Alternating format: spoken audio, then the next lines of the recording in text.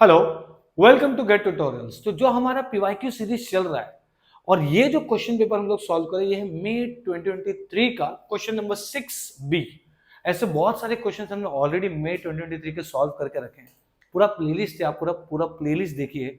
अब ये क्वेश्चन मुझे सॉल्व करना और ये ऑलरेडी 6 मार्क्स के लिए आया था। सबसे पहला चीज, मुझे क्वेश्चन देख के ये तो समझ में आ रहा है कि ये क्वेश्चन देख के ये एग्जैक्ट नॉन एग्जैक्ट का सम जैसा दिख रहा है। ठीक है, तो मैं क्या करूंगा, सबसे पहले मेरा काम क्या है, मेरा स्टेप नंबर 1 होगा check for M D x plus N D Y is equal to 0। If not then make it.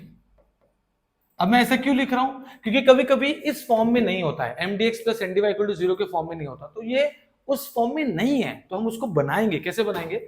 ये हो जाएगा x e raise to X D X minus x E raise to X D Y plus E raise to X D X and y E raise to Y D Y is equal to 0। अब ये dx वाला मतलब ये और ये एक साथ ले लेंगे, तो ये हो जाएगा x E raise to X plus E raise to X D X. Okay, और वैसे ही y E raise to Y minus x E raise to X D Y equal to 0। अब हमें इसको चेक करना है कि ये एग्जैक्ट नॉन एग्जैक्ट है या नहीं। उसके लिए मुझे पहले इसको डिफरेंशिएट करना पड़ेगा।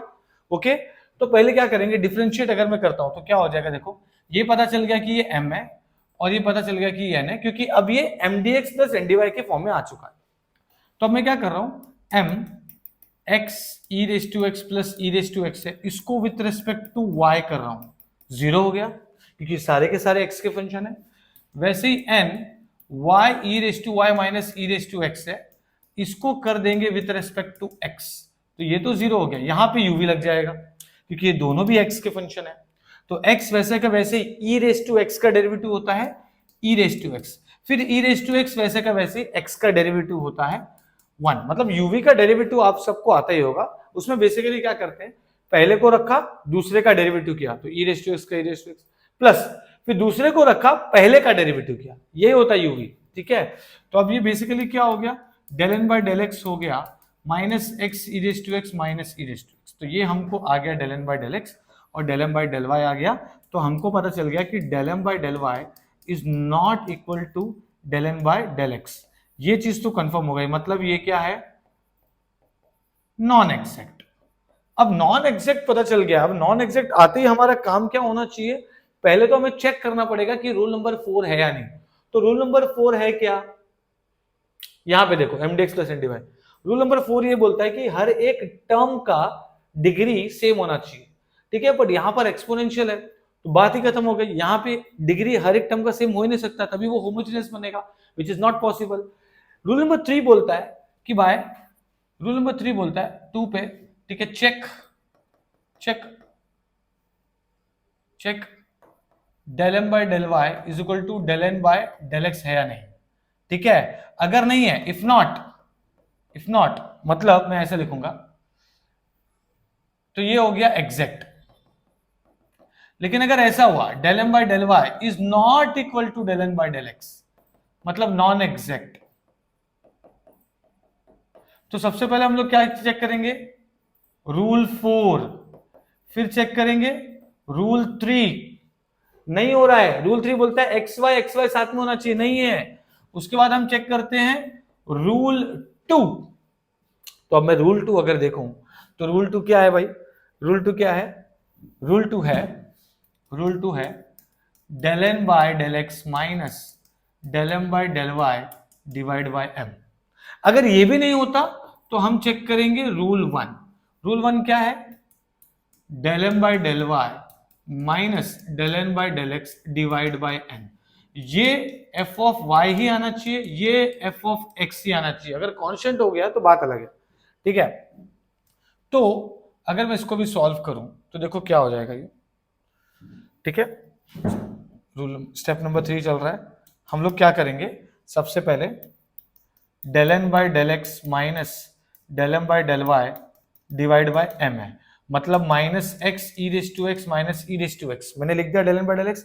Del M by del Y क्या होता है, 0 डिवाइड बाय एम क्या है, एम मतलब क्या हो जाएगा, एम मतलब ये X E raise to X plus E raise to X. अब यहां पर होगा क्या कि मैं माइनस कॉमन निकालूंगा तो ये हो जाएगा X E raise to X plus E raise to X, और यहां पे तो ऑलरेडी वही है। इसका मतलब ये हुआ ये कैंसिल होके हमें मिल रहा है -1, ये हमको मिल गया -1। मतलब मैं इसको बोल सकता हूं कि ये y रेस टू 0 है विच इज 1। तो चलो रूल टू एग्जिस्ट कर लेते हैं। ओके, रूल टू एग्जिस्ट कर लेते हैं। तो रूल टू एग्जिस्ट, ठीक है। जैसे मैं रूल टू बोलता हूं एग्जिस्ट हो गया। अब मेरा काम क्या है देखो, ठीक है, मैं यहां पर जैसे मैंने बोल दिया कि एग्जिस्ट कर रहा है, तो मेरा काम है स्टेप बाय स्टेप चीजें लिखना, ठीक है, ठीक है। तो अब मेरा काम क्या है, step number 4 integration of mdx। लेकिन ये करने से पहले हमें इंटीग्रेटिंग फैक्टर निकालना होता है। तो इंटीग्रेटिंग फैक्टर मैंने अगर निकाला तो क्या होगा, इंटीग्रेटिंग फैक्टर इसमें होता है, इंटीग्रेटिंग फैक्टर होता है e raise to integration of f of y D Y. तो चलो वो निकाल लेते हैं, उसके बाद एग्जैक्ट हो जाएगा। तो कैसे करेंगे देखो, integrating factor e raise to f of y D y, यहां पर e raise to integration of -1 d y हो रहा है, मतलब ई रेस टू -y। हमारा इंटीग्रेटिंग फैक्टर है ई रेस टू -y। तो मैं यहां पे लिख देता हूं integrating factor is E raise to -y। Now multiply integrating factor to given equation. Given equation मतलब हमारा क्वेश्चन में मल्टीप्लाई करना है।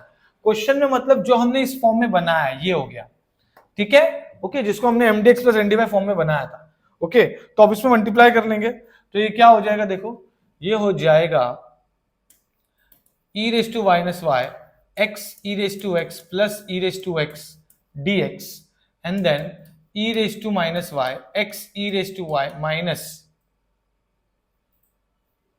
y E raise to Y है y E raise to Y minus x E raise to x dy equal to 0। Simple है, okay, हमने multiply कर दिया। अब जैसे मैं इंटीग्रेटिंग फैक्टर मल्टीप्लाई कर देता हूं हमारी गिवन इक्वेशन पे, तो ये बन जाता है एग्जैक्ट डिफरेंशियल। अब ये जाके एग्जैक्ट हुआ।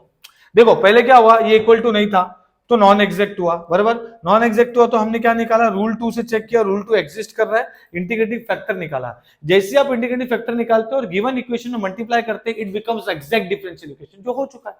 अब मैं क्या करूंगा, जब एग्जैक्ट हो जाता है तो हम लोग क्या करते हैं, इंटीग्रेशन ऑफ mdx। तो मैं करूंगा इंटीग्रेशन ऑफ mdx, मतलब ये हो जाएगा, ये पूरा m है, ठीक है, और ये पूरा n रहेगा। तो ये क्या हो जाएगा, e raise to minus Y X E raise to X plus E raise to X bracket में dx। तो बेसिकली ये हो गया e raise to minus Y integration x plus 1 N E raise to X dx। अब integration of uv लग रहा है, integration of uv लग रहा है, ओके, इंटीग्रेशन ऑफ uv। अब मैं आपको याद दिलाता हूं इंटीग्रेशन ऑफ uv होता क्या है। ओके, मैं यहां पर लिख देता हूं, ठीक है, integration of uv is u integration of v minus इसका डेरिवेटिव करने का और इसी का एक और बार इंटीग्रेशन करने का, प्लस फिर इसका एक और बार डेरिवेटिव करने का, इसी का एक और बार इंटीग्रेशन करने का, dot dot dot dot dot, simple. तो यहां पे भी सेम चीज करने वाला हूं मैं। क्या करने का, पहले u मतलब वैसा का वैसे ही रखो x प्लस 1 को, और v का इंटीग्रेशन करो तो e रेस टू x का e रेस टू x हो गया माइनस। अब इसका डेरिवेटिव करना है ना, क्या करना है, डेरिवेटिव। तो इसका डेरिवेटिव क्या होगा 1, और फिर इसका इंटीग्रेशन करना है, क्या करना है, इंटीग्रेशन, क्या करना है, इंटीग्रेशन। तो इंटीग्रेशन क्या होगा, e रेस टू x का e raise to x plus 1 का डेरिवेटिव क्या होता है, इसका एक और बार डेरिवेटिव करना है 0, मतलब फॉर्मूला हो गया स्टॉप।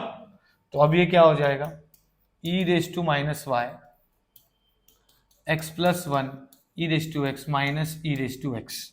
तो इसका मतलब ये है कि थोड़ा और सिंप्लीफाई अगर मैं करूं इसको, तो ये हो जाएगा ई रेस टू एक्स कॉमन, ठीक है, तो ये हो जाएगा x प्लस 1 माइनस 1, ठीक है, तो ये भी कैंसिल हो गया। तो बचा क्या, बचा x E raise to X into E raise to minus Y. तो ये जो हमको मिल रहा है, जरा ध्यान देंगे सब लोग, ये जो हमको मिल रहा है, हमको यहां पर मिल रहा है e raise to minus Y, ये है हमको ई इंटीग्रेशन ऑफ mdx मिल गया, ठीक है। अब हम लोग निकालेंगे इंटीग्रेशन ऑफ ndy। ध्यान देंगे सब लोग। ओके, जैसे ही मैं integration of n free from x D Y करता हूं तो मैं जाता हूं n पे फ्री फ्रॉम x देखना है। तो फ्री फ्रॉम x कौन सा है? ये है, देखो, मतलब ये हम लोग नहीं लेंगे, मतलब है ना, फ्री फ्रॉम x में ये आता है जिसमें x नहीं है। तो ये क्या हो जाएगा, ये क्या हो जाएगा, देखो ये हो जाएगा integration e raise to minus Y Y E raise to Y D Y. तो ये तो कैंसिल हो गया, तो y का इंटीग्रेशन हो गया y square by 2, that's it. अब मुझे क्या लिखना है कंप्लीट सोल्यूशन में? कंप्लीट सोल्यूशन में दोनों को ऐड कर देना है, मतलब integration of m D x plus integration of n free from x d Y is equal to c लिखना है। तो ये मुझे क्या आया था, x e raise to x into E raise to minus Y plus Y square by 2 equal to c. तो अब ये क्रॉस मल्टीप्लाई कर दे तो 2x e raise to x minus y, ऐसे साथ में भी लिख सकता हूं मैं, plus Y square upon 2 is equal to c, है ना। तो ये 2 तो वहां पे भी लिख सकता हूं डायरेक्टली, बराबर। तो ये हो जाएगा क्रॉस मल्टीप्लाई करके 2c हो गया, and then 2x e raise to x minus Y plus Y square is equal to c1 where c1 is equal to 2c, और ये है आपका आंसर। तो एकदम इजी सम है, मतलब आपको कुछ नहीं, जो रूल मैंने बताया है, जो स्टेप्स मैंने बताया है, आप उसको कंटिन्यूसली फॉलो करना है आपको। Okay, this becomes very easy अगर आप जिस मेथड से मैं बता रहा हूं अगर आप वैसे कर रहे हैं तो, ठीक है। ऐसे और भी पूरे सोल्यूशन है, प्लेलिस्ट है, आप उसको देखिए, लाइक सब्सक्राइब कीजिए। Thank you so much.